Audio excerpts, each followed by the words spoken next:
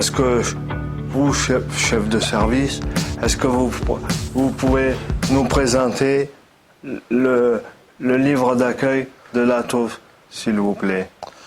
Avec plaisir. Donc l'ATO, donc l'idée c'est de faire un outil vidéo qui pourrait s'adresser à différentes formes de personnes pour présenter l'ATO. Donc on s'adresse à la fois aux nouvelles personnes accueillies, aux jeunes qui viennent des IME par exemple, aux professionnels, aux familles et à l'ensemble de l'entourage des personnes. Et ce livret d'accueil, en fait, il a été fait autour de 4 pôles. On parle d'ATO, donc déjà ATO, atelier thérapeutique occupationnel. Thérapeutique, pas au sens uniquement hôpital, mais l'idée que les êtres humains ont besoin d'être portés, de se sentir soutenus dans leur vie et dans leurs projets. Donc cet ATO, il a été, donc atelier thérapeutique occupationnel, il a été organisé autour de 4 pôles, mais aussi de surprises supplémentaires qui sont nées au fil du temps. Parce qu'il a été créé par l'UNAPI 34 en 2002, et depuis, beaucoup de choses se sont construites. Ouais. C'est quoi cette association? l'UNAPI 34. C'est les je crois c'est les familles qui étaient, on va dire, avant moi ici, qui ont avec des enfants, qui ont monté l'API 34. Voilà, exactement. C'est l'UNAPI 34 a été créé par le mouvement parental, après la Seconde Guerre mondiale, et a créé toute une dynamique de réflexion, de création d'établissements. Et si on devait résumer rapidement le projet associatif de l'UNAPI 34, on pourrait relever notamment l'idée de favoriser la fluidité et la singularité des parcours de vie. C'est par exemple soutenir par des actions comme le forum, accompagner dans les passages, dans les transitions de vie, aussi bien les personnes accueillies que les familles. C'est aussi favoriser l'expression de soi, être acteur de son projet de vie. Et nous verrons tout à l'heure ce que c'est que la brigade. Comment on a créé une dynamique individuelle pour que chacun puisse illustrer un peu cette idée de parcours de vie. Vous êtes bien placé pour le savoir. Oui. Ensuite, il y a soutenir les projets de vie affective et sociale. Donc là, on pourra illustrer tout à l'heure avec Do Not Disturb, les stages sur le thème de la sexualité, de la vie affective et du sentiment amoureux, finalement de l'éducation sentimentale. Et enfin, la volonté associative de soutenir des liens avec la cité et des formes différentes de citoyenneté. Il y en a tellement qu'on pourra les présenter tout à l'heure dans leur diversité. Est-ce que vous pouvez présenter les 4 pôles d'activité, s'il vous plaît? Alors, les 4 pôles d'activité, c'est premièrement, comme on va le voir apparaître dans l'image, le corps en mouvement. C'est l'idée que mettre en place des activités autour du corps qui soutiennent le fait d'habiter son corps, de s'y sentir bien, c'est important. Le deuxième pôle, c'est l'expression. On a tellement de réserves d'émotions et de choses à partager ou à transformer en nous qu'il y a l'idée d'encourager, et puis on verra tout à l'heure différentes formes d'expression. Ça peut être le théâtre, ça peut être plein de choses, de la poésie, le graphisme, les arts plastiques, même la couture, ou des activités comme ça qui peuvent permettre des transformations. Ensuite, il y a les apprentissages. On verra différentes formes d'apprentissage avec l'aspect intellectuel de l'apprentissage, mais aussi le plaisir d'apprendre et l'affect de l'apprentissage, la relation, l'importance de la relation. Et puis le quatrième, c'est la citoyenneté. Qu'est-ce qui a été créé à part ces 4 pôles? Alors, ce qui a été créé à part ces 4 pôles, c'est plein de démarches avec les personnes accueillies, dont vous-même, mais aussi les éducateurs, et parfois des gens aussi qui sont passés par là. Il y a eu des démarches sur la vie sentimentale, la sexualité et l'affectivité, par exemple, comme les stages Do Not Disturb, des formations dédiées sur le vivre ensemble, sur le droit, sur tant de domaines qu'il faudra qu'on les voit tout à l'heure un par un avec le reste des personnes et des éducateurs.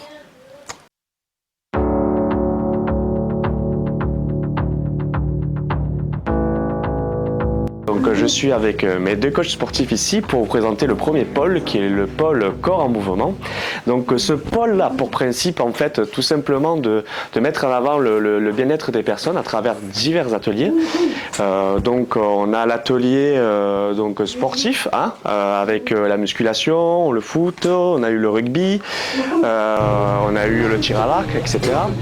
On a aussi des activités comme la randonnée qu'on peut retrouver à l'enferme, n'est-ce pas Christelle? Ouais. Tu fais quoi la randonnée? On fait la marche avec Christophe. Tu fais la marche avec Christophe, voilà. Ouais, on se met derrière, doucement. Et après, on les brosse. Et on les prend pour monter à la bille à midi. Avec les ânes? Oui. Ouais, ok, ça marche. Bon, bah, cool. Cool. Et donc il y a plein d'autres activités, on a aussi la piscine qu'on peut retrouver, on a l'atelier karting où on a des conducteurs qui viennent régulièrement s'entraîner à Brissac. Et qu'est-ce qu'on a d'autre comme atelier est-ce que vous pouvez m'aider? Le soin du corps. Ah, soin du corps, effectivement. Et c'est pour faire quoi le soin du corps? C'est pour le visage. C'est pour le visage, on peut faire des masques du visage, on peut se faire masser les mains, on peut faire le vernis, c'est ça? C'est plutôt pour se détendre en fait. Oui, parce qu'en plus, il y a un petit machin pour les jambes. Hop, tu as bien rattrapé, ouais, nickel. Voilà, enfin, plein d'activités en tout cas qui sont présentes pour prendre soin de son corps, quoi.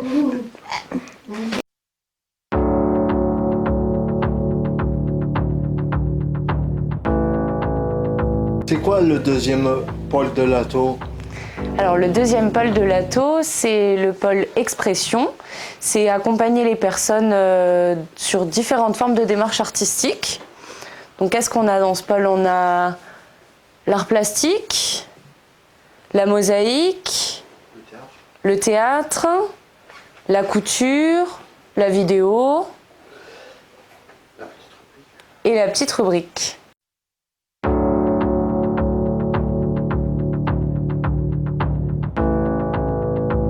C'est toi le troisième pôle.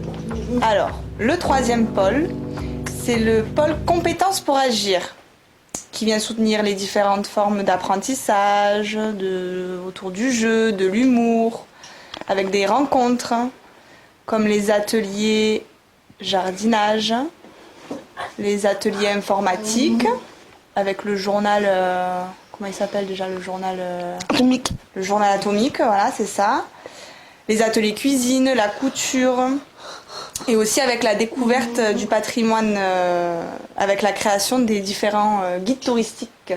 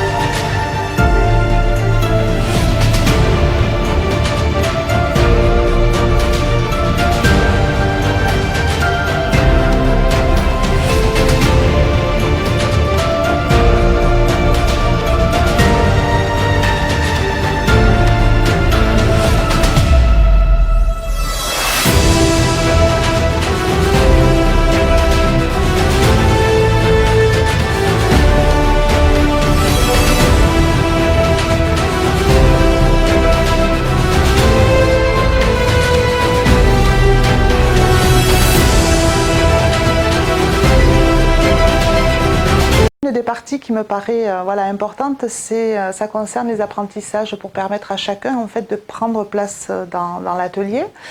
À la fois l'éducateur, mais aussi les résidents dans l'agir, dans le faire, pour effectivement construire à la fois tout ce qui est en lien avec le projet de l'activité.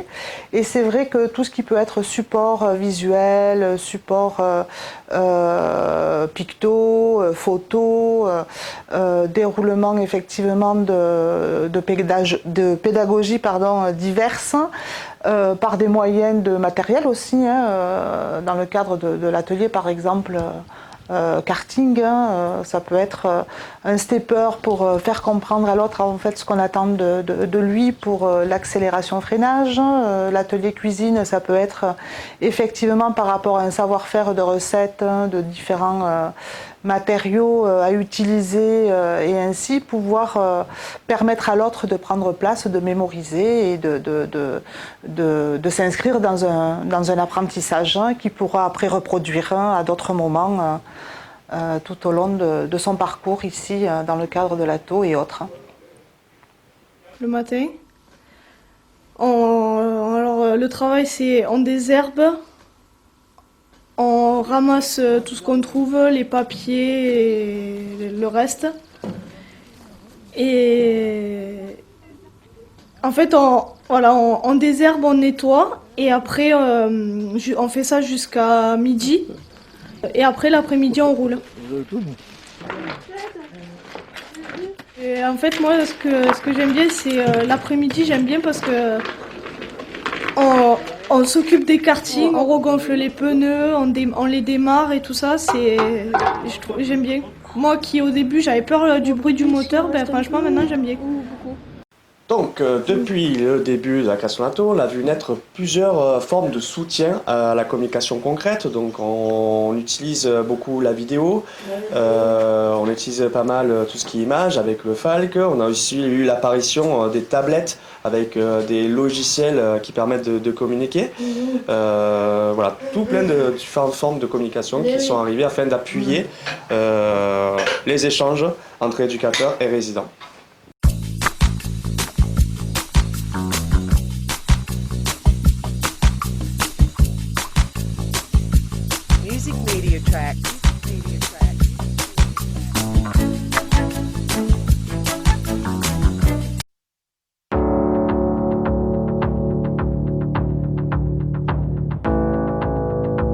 C'est quoi le 4 pôles?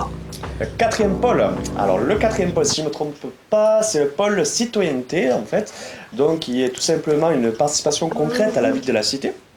Et en fait au sein de l'ATO, ça se présente sous différentes formes. Comme l'atelier de la team écolo ou encore l'atelier vidéo. Mais aussi l'atelier médiation animale et aussi la petite rubrique spéciale élection municipale.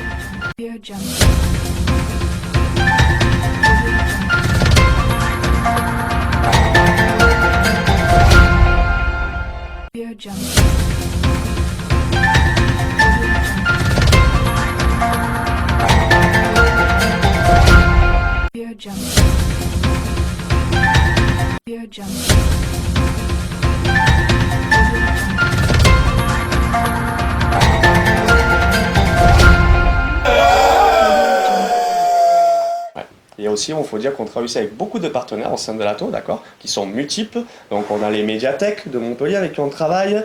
Il y a des écoles avec qui on travaille. Avec qui on travaille d'autres en partenariat. On oublie quelque chose. J'ai oublié quoi? Dis-moi. Bio. Bio, comment il s'appelle? Arnaud Bio. Arnaud Bio, ben oui, avec qui vous faites avec la ferme. Donc, il y a tous les partenaires aussi de ferme. On a aussi la vie de la Valsière. La vie de la Valsière, voilà. Voilà, plein de partenaires en tout cas avec qui on travaille au quotidien et qui nous aident dans nos ateliers. Alors avec l'équipe c'est intéressant parce que moi j'avais jamais travaillé avec un public adulte de personnes en situation de handicap et du coup j'appréhendais un petit peu et en fait c'est rigolo parce qu'il y a un lien qui s'est créé super rapidement et des grosses barrières qui sont tombées. Satisfaction personnelle et familiale de pouvoir les aider, qui passent du bon temps, surtout qui sont quasiment grâce à leurs éducateurs très professionnels, autonomes. Et ils nous donnent un petit coup de main. Depuis sa création, l'ATO a mis en place de nombreux partenariats en lien avec l'accompagnement à la santé.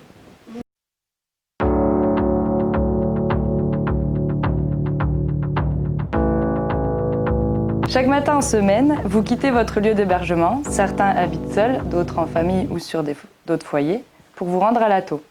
L'équipe éducative est composée d'aides médico-psychologiques, d'accompagnement éducatif et social, d'éducateurs spécialisés, de moniteurs éducateurs et d'un éducateur technique spécialisé et d'intervenants.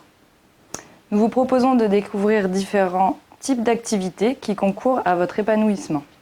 La psychologue clinicienne du service anime un groupe de parole et un atelier d'écriture auquel vous pouvez participer. Les liens avec l'environnement et l'entourage sont favorisés par l'équipe. Partenariats, ressources locales, associations, intervenants extérieurs. Nous tenons particulièrement compte de vos besoins individuels d'accompagnement, de votre rythme, de vos goûts et de vos aspirations.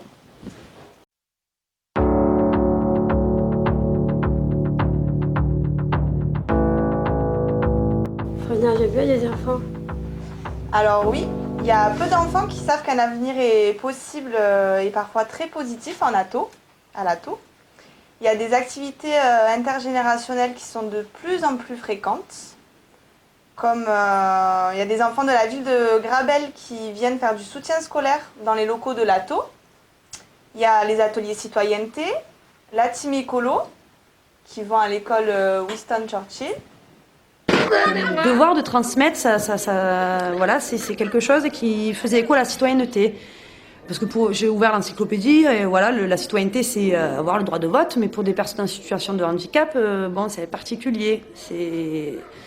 Donc, je me suis interrogée sur comment leur permettre de pouvoir transmettre à des plus jeunes ce que c'est que trier ses déchets, que s'occuper des petits insectes, comment faire un petit habitat pour protéger les insectes. Une petite cabane pour un petit insecte qui viendra se nicher là-dedans, qui fera son petit nid.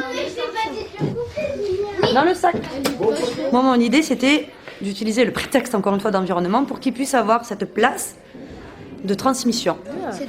Les choses à l'envers, c'est-à-dire de pouvoir permettre à des adultes en situation de handicap d'intégrer une école pour que les enfants, en fait, du côté des enfants, c'est vraiment ce regard. C'est le regard qu'on pose sur le handicap. Et je pense que les enfants qui ont un regard neutre, quand on est enfant, c'est là qu'on est dans la curiosité, etc., mais quelque chose de très sain, où il n'y a pas de préjugés, il n'y a pas de représentation. Pour le moment, ils sont encore voilà, dans le développement. Donc je me dis que c'était le bon moyen, comme ça aussi, de pouvoir montrer, en tout cas partager avec les enfants le fait qu'un adulte en situation de handicap n'est pas forcément quelqu'un en régression, n'est pas forcément quelqu'un d'agressif, n'est pas forcément quelqu'un qui ne sait pas apprendre. C'était le parti pris aussi. Du côté des enfants, c'est autour du regard qui est posé sur le handicap. L'atelier bois aussi qui a un partenariat avec cette école. Et il y a aussi l'atelier ferme qui sont souvent en lien avec le centre aéré. C'était fondamentalement faire des concours de danse.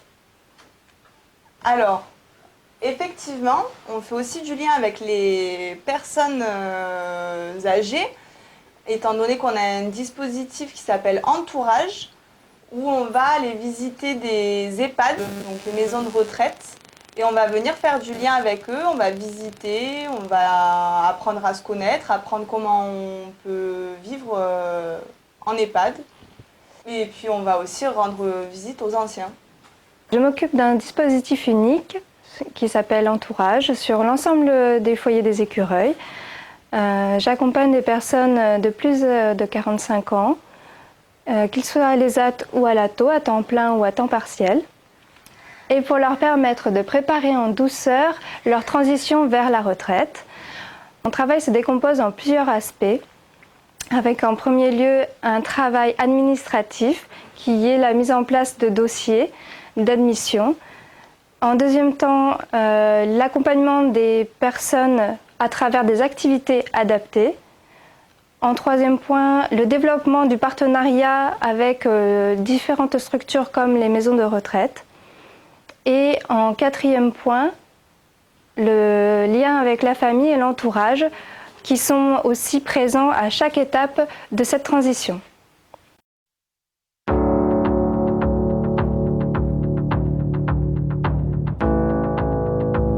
On a aussi la brigade qui permet de soutenir les projets individuels des personnes en proposant des accompagnements rapidement.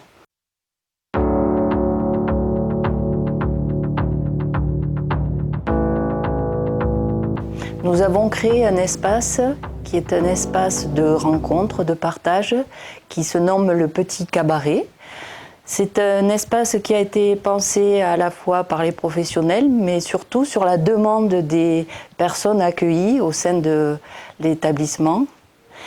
C'est un espace qui a été pensé de manière à rencontrer à la fois des personnes au niveau culturel de l'extérieur, des personnes, des spécialistes à la fois de la danse, des arts, de la musique, mais aussi de cultures différentes. Et aussi un espace de rencontre qui permet aux personnes accueillies de s'ouvrir aussi sur des rencontres avec d'autres personnes d'institutions différentes. Ce lieu est ouvert à tous, vous pouvez vous inscrire dès à présent. Vous êtes les bienvenus.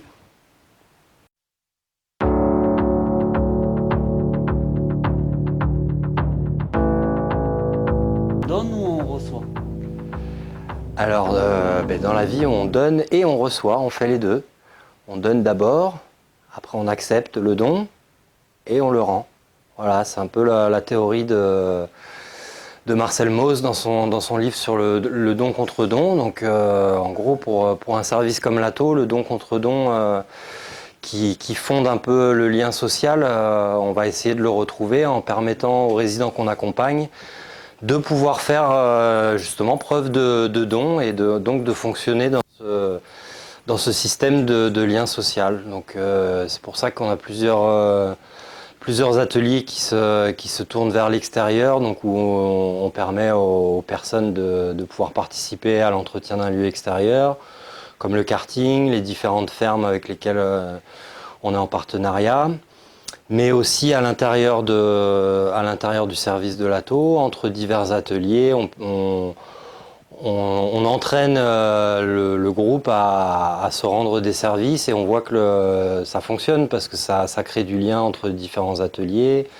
L'atelier bois qui va pouvoir fabriquer quelque chose pour la cuisine va le garder dans un coin de sa tête et va peut-être apporter des gâteaux la prochaine fois. Enfin, tout ce système d'échange voilà, est mis en valeur à l'ATO et donc on appelle ça le don contre don en référence à la théorie de Marcel Mauss.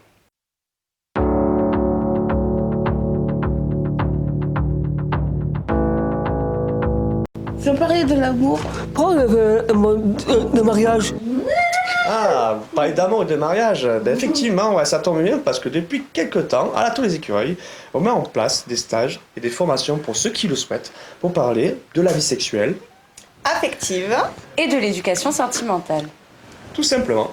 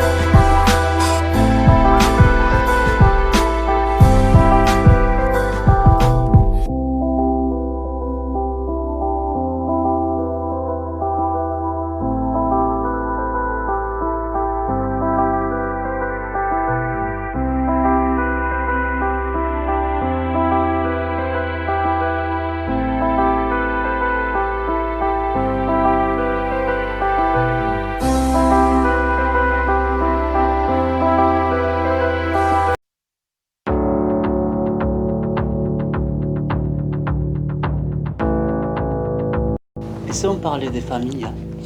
Alors le lien important avec les familles ne se limite pas à des moments de réunion. Nous souhaitons encourager les familles à venir dans des temps prévus à ces effets, portes ouvertes, rencontres thématiques, journal, ateliers. Dans les moments de rencontres collectives, nous apportons un soutien à ceux qui, pour des raisons qui leur appartiennent, ont moins de liens ou d'entourage que les autres.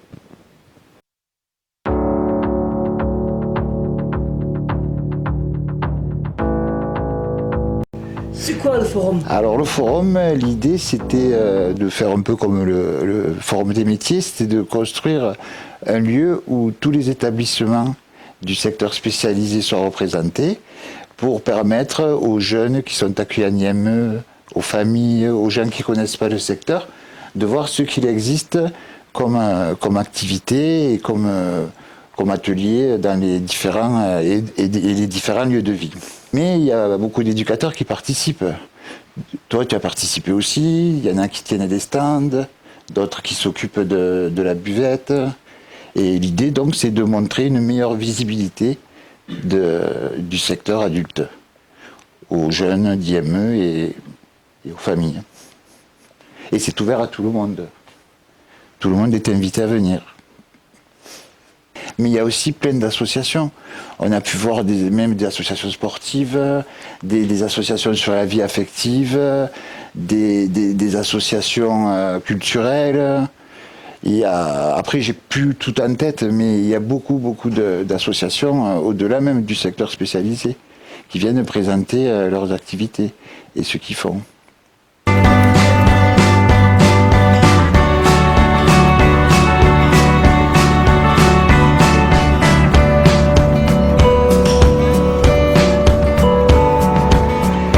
Des personnes pour qui c'est assez naturel de montrer ce qui se fait, de mettre en avant un petit peu ce qu'on peut faire à l'ATO, comme par exemple Sylvie ou Julien ou Stéphane, des personnes qui sont là depuis un moment, qui ont eu aussi un passé avec un passage en ESAT, qui sont aussi allés en IME, qui peuvent témoigner. C'est intéressant de voir un petit peu la place qu'ils prennent dans la transmission, dans ce qu'ils peuvent apporter aussi aux jeunes et de leur expérience. C'est assez valorisant pour eux, ils se rendent compte que ce qu'ils font c'est important, ça les met à une place quand même où il faut vraiment qu'ils montrent ce qu'ils font, donc ils prennent vraiment au sérieux leur atelier. Il se trouve que c'est une façon de leur donner une place en fait dans la société, on va dire, puisque c'est aussi un travail de citoyenneté de montrer aux plus jeunes comment ça se passe quand on devient adulte. C'est en rapport aussi avec le devenir adulte qui est très important. Je pense que si ces personnes-là, si c'est pas les adultes de l'ATO qui le font, je vois pas qui pourrait le faire en fait. Je pense que c'est les mieux placés pour parler du devenir adulte des personnes en situation de handicap, en tout cas aux jeunes d'IME.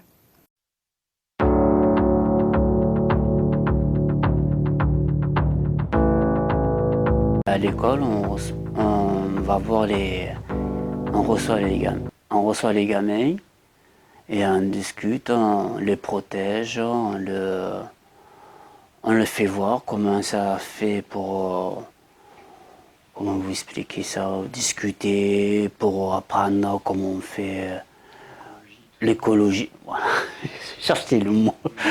Cherchez le mot, c'est un mot compliqué, j'arrive pas le...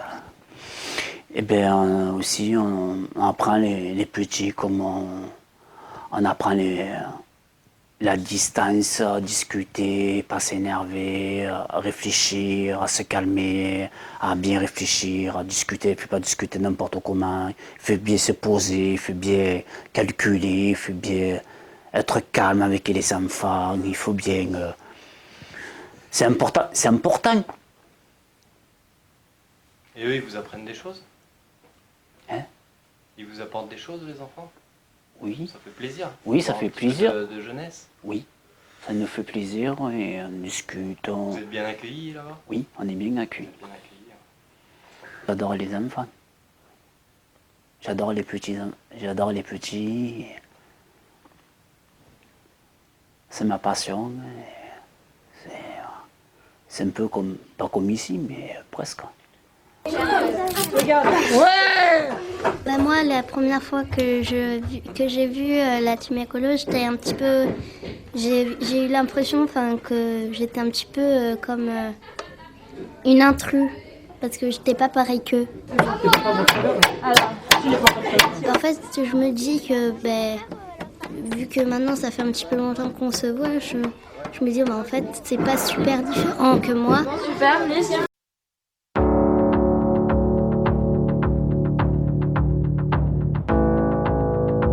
Qu'est-ce que c'est l'occupationnel? Occupationnel. Voilà. Alors c'est vrai que c'est un mot qui a parfois du mal à passer parce qu'il donne des idées parfois négatives. Il y en a qui croient qu'on fait que coller des gommettes, il y en a qui croient qu'on colle des pinces à linge ou qu'on fait du macramé.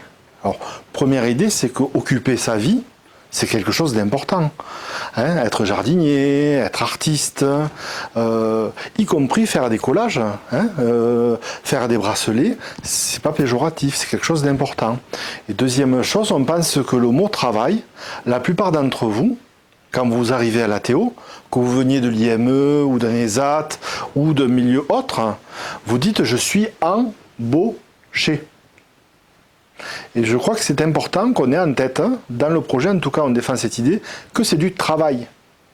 Le mot travail n'est pas que pour les salariés, il est aussi pour tous ceux qui font œuvre de leur vie. Et c'est pour ça qu'on vous soutient dans le jardin, dans les démarches artistiques comme Hardy, dans le fait d'entretenir un circuit à Cartix, à Brissac pour faire du karting, dans le fait de s'occuper des animaux, dans le fait de transmettre des émotions aux autres, dans le fait finalement de faire tout un tas d'œuvres dont on est très fier.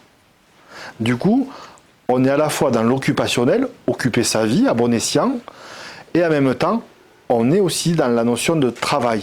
Et c'est important que ce soit aussi présent dans la tête de tout le monde. Et puis en même temps, ceux qui ont besoin de se détendre, on considère aussi que le fait de prendre du temps pour soi, c'est important, et notamment de prendre en compte le rythme de chacun. Voilà pourquoi ce mot occupationnel, des fois on a du mal à le dire, parce qu'on préfère tous le mot travail, mais en fait tout ça, ça relève du travail. Il faut bien avoir à l'esprit qu'une personne en situation de handicap n'est pas handicapée dans tout son être en fait, et que pour la plupart, de la même façon que pour nous tous, elle a des potentiels et le handicap vient parfois masquer ce potentiel. Et d'où l'importance de modifier aussi notre regard et d'être attentif à ces personnes, au même titre qu'auprès de tous les autres, parce que nous pouvons découvrir des richesses.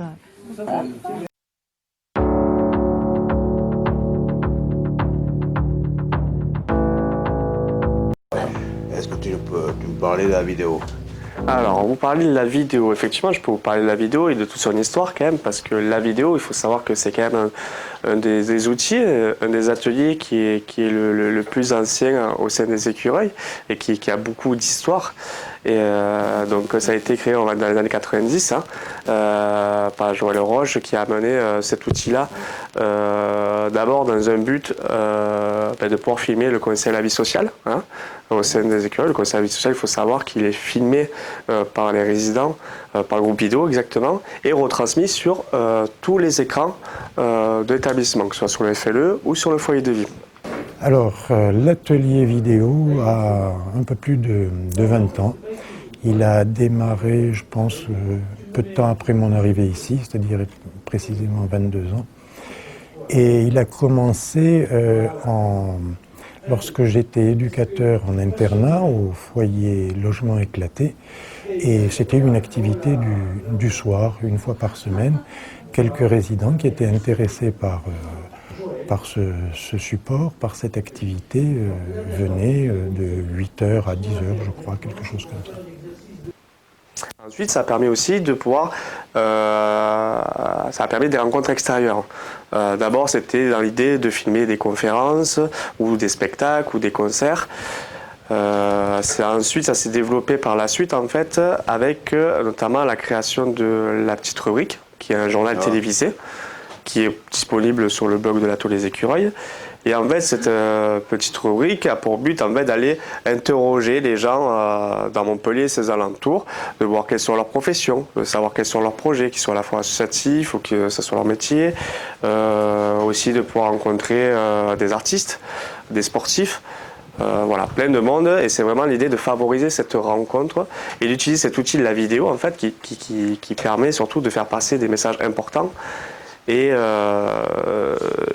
de travailler sur plein d'aspects, aussi sur l'aspect culturel. On a utilisé la vidéo beaucoup aussi pour tout ce qui est le Koh-Lanta 1 et 2, qui a permis de montrer comment on peut mettre en place un outil culturel adapté pour des gens qui vivent en ATO ou en foyer de vie. Qu'est-ce qu'il y a eu d'autre? Il y a eu des moments collectifs à travers la vidéo. On a eu le flash mob, où on a réuni plusieurs établissements. On a eu le lip dub, qui a permis de faire une présentation de l'Atelier des Écureuils de façon originale, en musique, avec de la danse. Voilà. C'est vraiment un outil de communication et que si on le met bien en place, peut être adapté vraiment à tout le monde. Voilà. En vidéo, il y a aussi documentaire. Tout à fait, Hervé. Il y a eu aussi l'idée de réaliser des films documentaires avec l'atelier vidéo. On a pu faire la loi 2002, donc pour qu'elle soit accessible à tous, et avec l'idée de faire une tournée dans les écoles d'éducateurs et dans d'autres établissements pour pouvoir le présenter. Il y a eu aussi l'assiette émotionnelle, donc tout un travail sur l'alimentation, la dégustation, le plaisir. Et le vécu corporel à l'intérieur de son corps, comment ça se passe quand on mange, etc. On a eu aussi le Koh-Lanta, qui est un guide culturel autour du patrimoine, de la nature. Donc on l'a fait le premier sur la commune d'Agde et le second sur la Camargue. Voilà, et on a eu aussi un documentaire sur l'autisme, qui s'appelle Scoli, donc avec l'idée de rencontrer plusieurs personnes et de travailler autour des apprentissages et du parcours de vie des personnes autistes.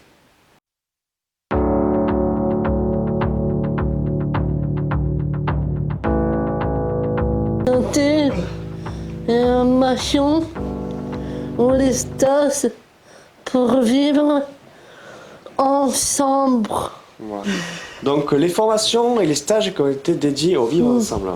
Alors moi je vais parler justement de ce stage sur le vivre ensemble parce que avec le groupe vidéo en lien avec Céline Millot, on a fait un court métrage, un petit film qui dure quand même 1 heure, qui aborde tous les sujets de ce qui est les préjugés et les stéréotypes qu'on peut avoir vis-à-vis de certaines personnes.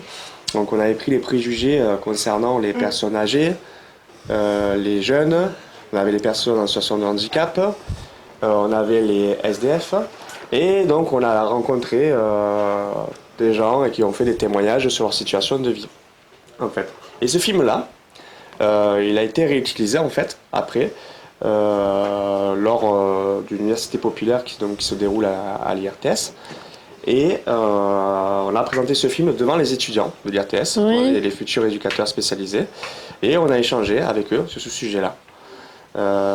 Donc aussi on a fait un stage au sein de l'ATO, où avec plusieurs groupes on s'est rencontrés et on a parlé de ça, des préjugés, des stéréotypes, de la difficulté des fois à vivre ensemble aussi. Et on a essayé ensemble de trouver des solutions à ce sujet-là.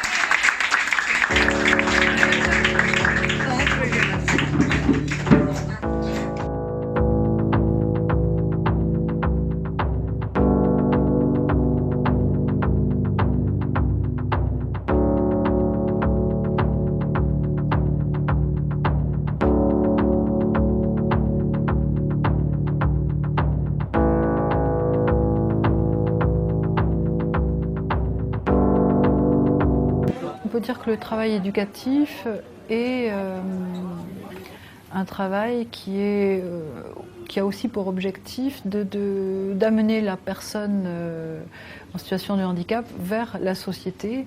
Et donc, ce travail peut être aussi de pouvoir aider les personnes de la société à faire connaissance avec ces personnes qu'ils ignorent, qu'ils ne connaissent pas et qui sont inconnues et qui, pour le coup, les inquiètent à certains moments. Donc, en effet, on peut dire que le travail éducatif est aussi ce qui met en lien la personne avec la cité, mais qui met aussi la cité en lien avec la personne en situation de handicap. Plus on ouvrira nos établissements, plus les personnes en situation de handicap auront accès à la ville, accès à la culture, accès avoir une place réelle dans la société, plus on les acceptera, moins on verra en fait ce handicap et plus on verra la personne qui a derrière ce handicap en fait. Du coup, c'est des personnes en difficulté qui sont un peu comme moi et voilà et la vie ne s'arrête pas là. Le spectacle va commencer. Ce soir, aussi que des rêves, venez chanter et applaudir. Venez crier quand le public se lève. Venez danser, sourire.